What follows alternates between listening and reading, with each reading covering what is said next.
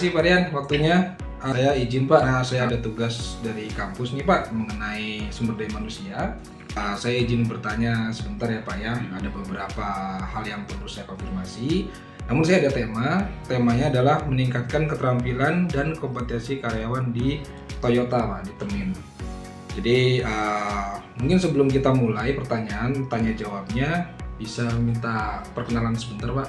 Perkenalkan, nama saya Rian, Rian Tema. Saya kerja di Temin di bagian HRD Indonesia. Sedikit kisi-kisi Pak, ini saya ada 16 pertanyaan. Bisa minta tolong dibantu Pak mungkin dengan jawaban yang original dari Pak Rian ya. Pertanyaan pertama mengenai identifikasi kebutuhan, keterampilan dan kompetensi. Nah, pertanyaannya yang pertama, mengapa penting mengidentifikasi kebutuhan keterampilan karyawan di Temin Pak atau di Toyota? Jawabannya mungkin agar pemilihan lebih tepat sasaran ya, meningkatkan efisiensi produksi dan mendukung inovasi teknologi otomotif. Untuk kedua Pak, bagaimana cara Temin mengidentifikasi gap di kompetensinya Pak? Kita melakukan penilaian kinerja, yaitu ini performance appraisal, wawancara manajer dini, dan benchmark standar industri global. Baik Pak, untuk pertanyaan selanjutnya, apa tantangan dalam pemetaan kebutuhan keterampilan karyawan Pak? Perubahan teknologi yang cepat dan kebutuhan berbeda di tiap divisi mempersulit penyamaan keterampilan, standar keterampilan. Jadi standar keterampilan berbeda di tiap karyawan, jadi harus dipetakan misalnya gitu. Betul, karena kan kita beberapa divisi banyak ya, jadi ada standar sendiri gitu keterampilannya. Oke, siap. Mungkin bab pertama Pak ya, pertanyaan terakhir, peran data dalam identifikasi kompetensi Pak. Kita ada data HRS ya, hasil evaluasi pelatihan member memberi gambaran objektif mengenai skill yang harus ditutup. Gambar-gambaran objektif mengenai gapnya memang harus dievaluasi Pak ya di tiap pelatihan gitu. Nah, iya, dan itu kita ada ini ya, ada sistemnya juga. Ini HRM itu dia. Baik Pak, kita menuju ke poin selanjutnya ya Pak, mengenai strategi pengembangan keterampilan. Program pelatihan apa yang efektif untuk keterampilan teknis karyawan Toyota? Biasanya kita melakukan OJT, on the job training, pelatihan learning manufacturing, Six Sigma, dan sertifikasi dari Toyota Global Institute. Oh, sampai sertifikasi ada Pak di sini Pak? Ada, kita di setiap pelatihan ada sertifikasinya untuk dia. Oh, jadi karyawan-karyawan itu yang sudah melakukan pelatihan dia bersertifikat ya Pak ya? Dan itu teruji dengan standar Toyota gitu maksudnya? Betul. Oh, oke, baik. Terus selanjutnya Pak, mengenai kepemimpinan, bagaimana Temin mengembangkan potensi kepemimpinan Pak? Bisa melakukan talent acceleration program ya, ada. Kemudian ada juga coaching internal dan job rotation. Rotasi Pak, rotasi pekerjaan. Oh, ya. Kita melakukan misalnya setiap setahun sekali lah. Setahun sekali Pak. Ya, cepat sekali Pak ya. Baik Pak. Dan kira-kira Pak, pengembangan non teknis yang dilakukan apa Pak? Kita melakukan pelatihan soft skill seperti komunikasi, terus melatih ada untuk problem solving dan budaya kerja kaizen, improvement itu setiap staff atau karyawan gitu ya. Oke, jadi kaizen itu artinya improvement ya? Ya, improvement. Jadi ide-ide yang untuk pengembangan di tempat pekerjaan masing-masing itu yang mungkin nanti kita ada ini juga apresiasinya juga gitu, setiap kaizen yang diberikan oleh para karyawan. Iya, jadi apresiasi sesuai dengan improvement dari masing-masing karyawan. Betul. Baik Pak. Pembelajaran ini apakah dibantu dengan digitalisasi atau seperti apa Pak? Ya, itu ada namanya e-learning,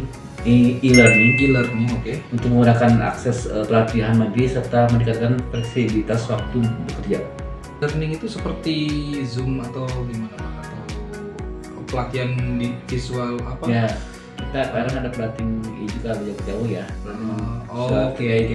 Untuk poin ketiga mengenai evaluasi dan pengukuran efektivitas nih Pak. kira-kira Pak, ini kan tadi sudah beberapa kali mention soal pelatihan-pelatihan nih Pak. Nah, untuk cara mengukur pelatihan ini efektif seperti apa Pak? Sesuai dengan Patrick model. Oke. Itu kayak itu gimana reaksinya, pembelajarannya, perilaku dan hasil bisnisnya. Oh, jadi seperti di monitoring gitu Pak ya? Betul. Baik. Dan setelah hal itu dirasa efektif, nah indikator apa Pak yang digunakan apabila itu dikatakan berhasil atau tidak? Indikatornya adalah adanya peningkatan produksi atau penurunan produksi dan retensi karyawan. Oh, gitu. Oke. Jadi ketika produksi itu membaik, dikatakan nanti pelatihan itu sukses gitu Pak? Ya, produktivitasnya membaik, intinya membaik, berarti dikatakan itu sukses pelatihannya. Pemantauannya sampai level produksi ya Pak ya? Ya. Baik. Oke. Nah, itu kan ada beberapa indikasi, tapi seberapa sering Pak ini dilakukan pelatihan-pelatihan ini?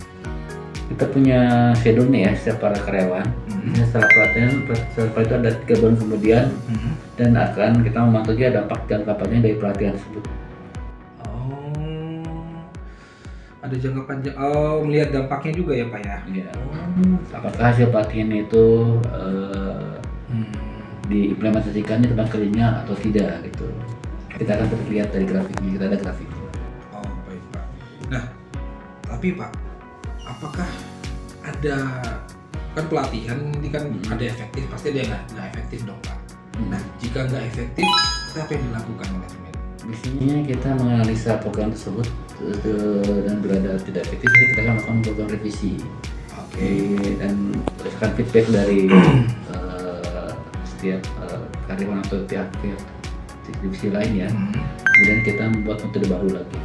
Metode baru yang agar untuk pelatihannya lebih tepat lah, tepat sasaran. Oh, berarti yang improvement itu juga adalah bentuk pelatihannya sendiri juga Pak. Oh, berarti pelatihannya itu ketika tidak efektif, dia akan melakukan improvisasi juga terhadap pelatihan tersebut gitu. Iya. Baik Pak, ini mungkin ya Pak ya di bab terakhir mengenai organisasi itu sendiri Pak. Artinya ini untuk levelnya company Pak ya. Untuk peningkatan kompetensi, kira-kira kompetensi apa saja yang paling tidak mendukung di bisnis Toyota Pak? Inovasi, kualitas produk, dan efisiensi pekerjaan. Efisiensi pekerjaan itu maksudnya katakanlah dari 1 jam jadi 30 menit. Betul. Gitu. Jadi waktu yang lain itu bisa dipakai untuk pekerjaan yang lain lagi. Oh, tapi tidak mengurangi kualitas yang dikerjakan. Itu dengan makanya tadi ada ide Kaizen itu di situ nantinya lah gitu. Oh, maksudnya di situ Pak ya Kaizennya. Oh, I see. Siap. Ini pengembangan sumber daya manusia itu terus dilakukan pelatihan ini Pak seperti yang tadi. Nah, dampak pengembangannya terhadap keunggulan yang dengan iklim yang sangat kompetitif seperti apa Pak dampaknya?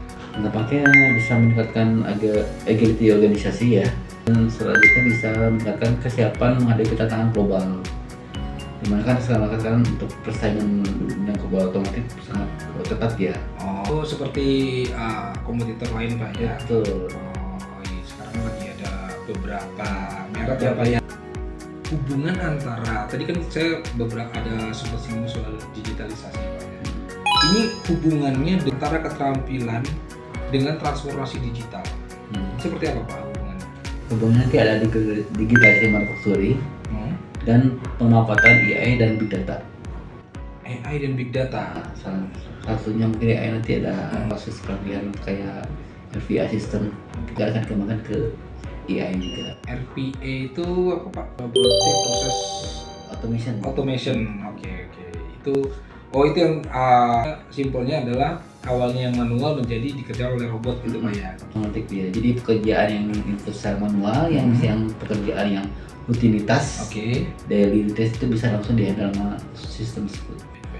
Dan yang terakhir Pak, kira-kira Pak, peran pimpinan dalam mendukung karyawan atau mendukung karyawan berkembang itu seperti apa? Dan pimpinan harus menjadi role model ya, yang pertama. Kedua bisa mendukung karyawan tersebut dan menciptakan budaya kerja yang berkelanjutan. Memang sangat berpengaruh sekali Pak ya, peran pimpinan Betul. untuk pengembangan sumber daya manusia. Iya. Kurang lebih seperti itu Pak Rian, terima kasih waktunya. Mudah-mudahan jawaban ini bisa saya kembangkan dan saya catat jadi poin-poin yang bisa saya pelajari selanjutnya Pak. Mudah-mudahan bermanfaat ya. Baik, terima kasih waktunya Pak Rian. Sama. Oke, kita akhiri. Terima kasih.